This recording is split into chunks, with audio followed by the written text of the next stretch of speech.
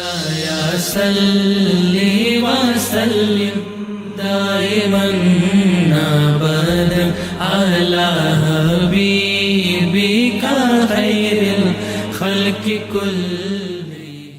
ایمان کی بربادی کی آج کے زمانے میں سب سے بڑی وجہ ہر کسی کو سننا اور ہر کسی کو پڑھ لینا اور ہر کسی کے پاس جو ہے وہ بیٹھ جانا۔ جو سننے کو ملا سن لیا، جو پڑھنے کو ملا پڑھ لیا، جو دیکھنے کو ملا دیکھ لیا۔ کون بول رہا ہے، بولنے والے کا عقیدہ کیا ہے، اس کی کوئی پرواہ نہیں۔ بس اپنی طرف سے جب فیس بک کھولا یا کوئی بھی چینل کھولا، اب اس پہ جو بھی کلام کرنے والا ہے، اگر اس کی شکل پسند آ گئی یا اس کی آواز پسند آ گئی یا اس کا انداز پسند آ گیا یا اس کے دلائل دینے کا طریقہ پسند آ گیا تو اس کو سننا شروع کر دیں۔ پتہ نظر اس کے کہ وہ ایمان کا ڈاکو ہے، وہ ایمان کا چور ہے یا وہ کون ہے۔ ایمان کی بربادی کی آج کے زمانے میں سب سے بڑی وجہ ہر کسی کو سننا اور ہر کسی کو پڑھ لینا اور ہر کسی کے پاس جو ہے وہ بیٹھ جانا۔ تو جو آدمی ان چیزوں میں پڑھتا ہے بہت مشکل ہے کہ اس کا ایمان عقیدہ محفوظ رہ سکے۔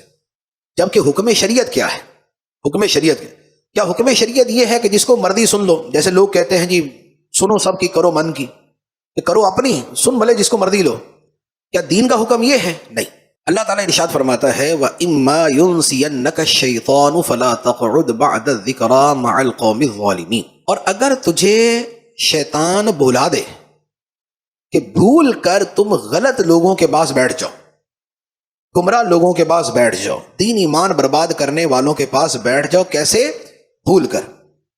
تو فرمایا فَلَا تَقْعُدْ بَعْدَ الذِّكْرَىٰ مَعَ الْقَوْمِ الظَّالِمِينَ، تو یاد آنے کے بعد ظالموں کے پاس نہ بیٹھنا۔ مسلم شریف کی حدیث ہے، نبی پاک صلی اللہ علیہ وآلہ وسلم نے فرمایا گمراہ لوگوں کے حوالے سے ایاکم و ایاہم لا یضلونکم ولا یفتنونکم، فرمایا کہ تم انہیں یعنی گمراہ لوگوں کو اپنے آپ سے دور رکھو اور خود ان سے دور رہو، یعنی نہ تم ان کے پاس چل کے جاؤ اور نہ انہیں اپنے پاس آنے دو کہ وہ چل کر آئیں کہ جی ہم آپ سے کوئی بات کرنا چاہتے ہیں، یا آج کے زمانے میں یہ کہہ لیں کہ نیٹ کے اوپر سوشل میڈیا پہ تو چیزیں چل کے ہمارے پاس آتی ہے نا، تو ان کو اپنے پاس نہ آنے دو اور خود چل کر وہاں نہ جاؤ۔ کیوں؟ فرمایا لا یضلونکم ولا یفتنونکم، کہیں وہ تمہیں گمراہ نہ کر دیں، کہیں تمہیں فطرے میں نہ ڈال دیں۔ یہ کیا ہے کہ گمراہوں کو نہ سننا ہے نہ ان کے پاس بیٹھنا ہے۔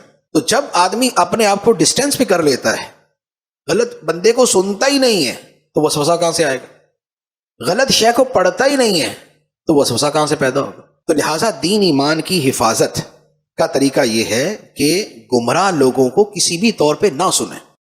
مولاي صل وسلم دائما ابدا على حبيبك خير الخلق كلهم۔